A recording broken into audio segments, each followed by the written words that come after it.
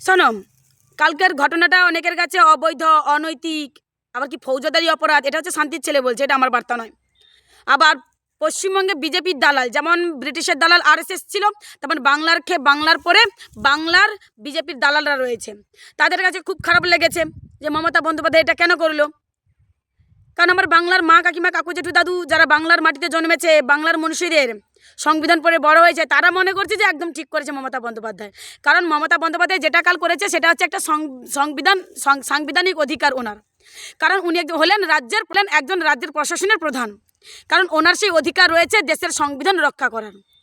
কারণ যারা ক্ষমতায় বসে দেশের সংবিধানের আইনকে অপব্যবহার করতে চাইছে, ভুলভাল কাজে লাগাতে চাইছে, তখন মাননীয় মুখ্যমন্ত্রী বাধা দিতে গিয়েছে যে এটা ঠিক নয়।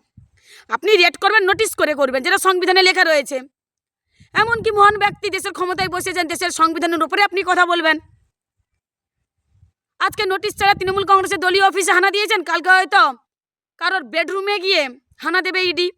এগুলো তো দেশের সংবিধানকে অপমান করা, তাই না? মাননীয় মুখ্যমন্ত্রী যা করেছে ঠিক করেছে, কোনো ভুল করেনি। এটা কোনো শিক্ষিত অস্বীকার করতে পারবে না যে মাননীয় মুখ্যমন্ত্রী কাল ভুল করেছে। মমতা বন্দ্যোপাধ্যায় দেশের সংবিধান, গণতন্ত্র, আইনকে রক্ষা করেছে কাল গিয়ে। কারণ এটা করতে পারে না ইডি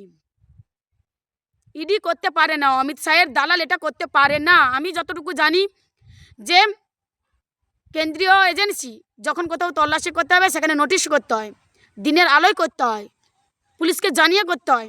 এটা সংবিধানে লেখা রয়েছে মশাই।